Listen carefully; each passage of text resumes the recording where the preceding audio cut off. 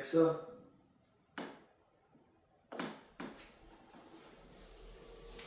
Okay, thanks, Fletcher.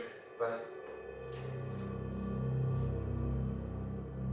It began around New Year's, apparently. That's Yume, the first dream of the new year. The Japanese say it's prophetic, a sign of how the year's going to pan out. I asked him the usual questions. Okay, so any history of anxiety, depression, any other mental illnesses? Nothing diagnosed. Okay. Any history of drug or alcohol abuse? None. And no prior history of insomnia, hypersomnia, any other kind of sleep disorders? Afraid not.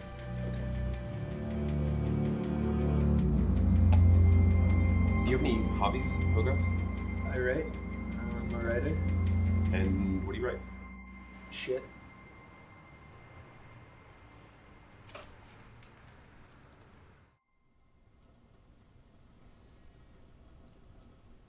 I've known him since we were kids. He wouldn't have done this if I didn't tell him to, you know.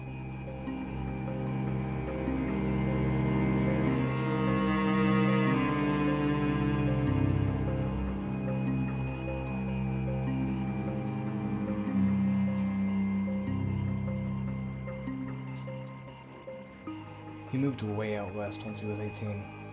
I guess he didn't like being in that house that much. We haven't seen each other since.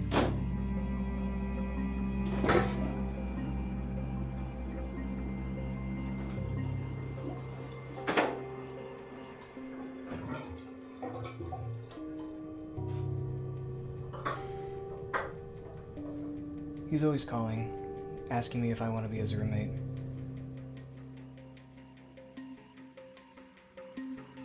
I guess he can never keep one for long.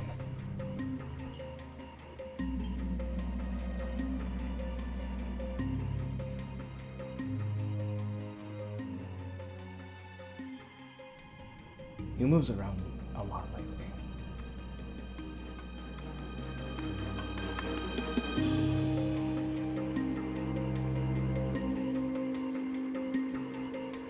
I mean, it's odd. I think it's odd. But then that's Hoagie. He gets obsessed with things. So these nightmares, tell me about them. Okay, so there's a house in my mind. It's always the same place, but in every dream it looks different. Always a big Victorian Gothic type of thing, and I'm usually there, younger, older, whatever.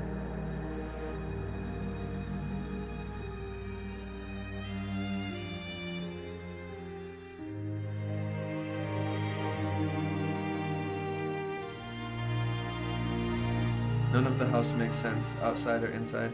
It looks like my mom's old house.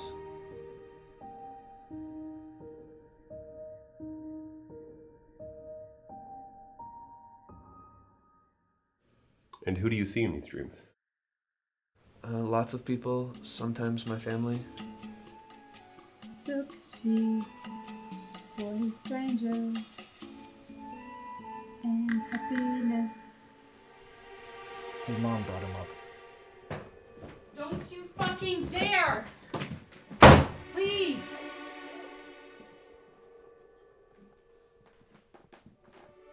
She, stopped going out when he was 10 years old.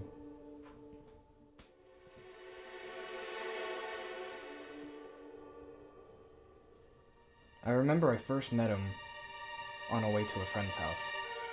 He was climbing out of his second-story window, believe it or not. Dude was screaming waterworks. I felt for him. I really did. He always did have a hard time with people. Connecting, that is. I remember asking him what he wanted to do when he grew up. He never did give me an answer.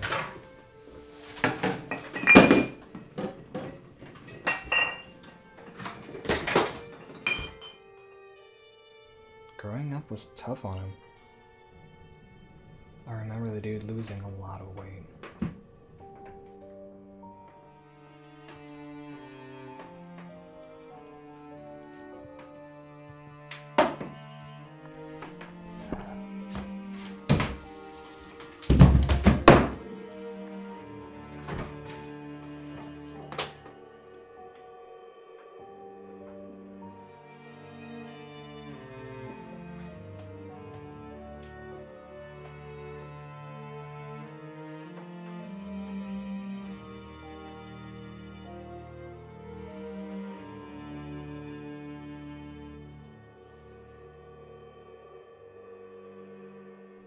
After that, he moved out and we stopped talking for a little bit.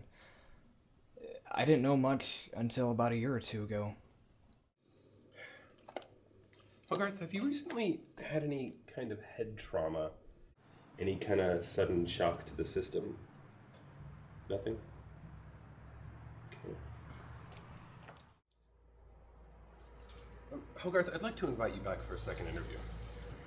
I think we may be able to help you.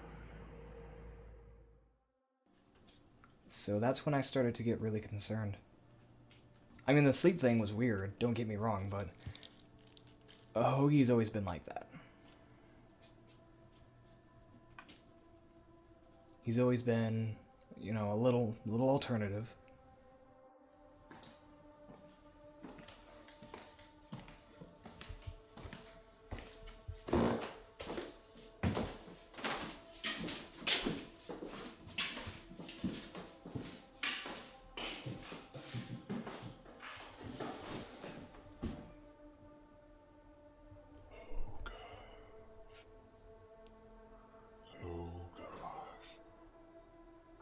Hogarth!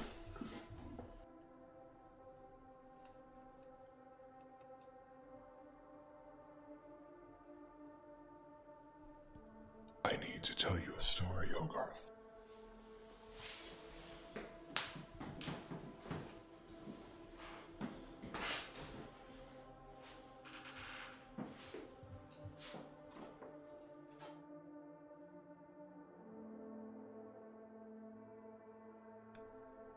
You're going to die soon. But why? I'm getting help now. Listen closely to my story.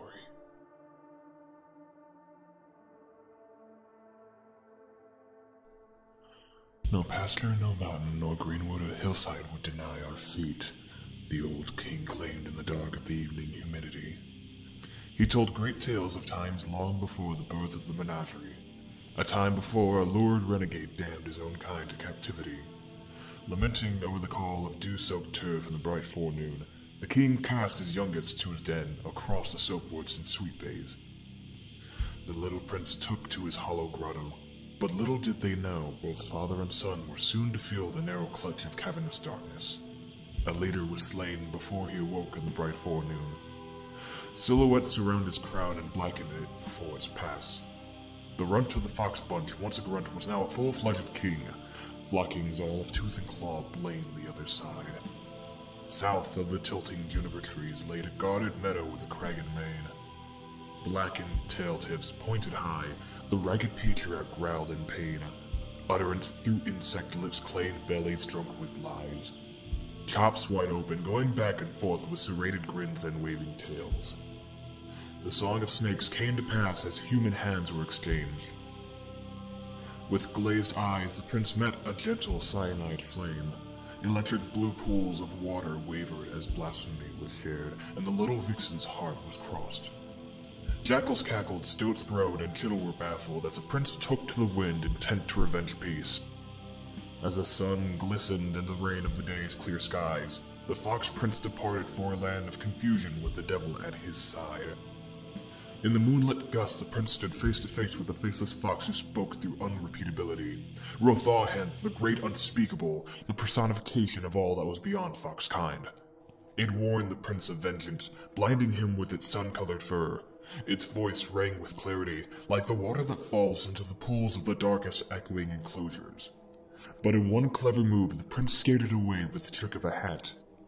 Finally, it was time to prepare for a night of one-sided payback. The devil chuckled as the prince sank his fangs into the neck of sorrow, and he soon found himself bound westward on the wings of summer. The fox prince tore away from the confines of reality's absurdity, and now lived blissfully within endless moments of eternity.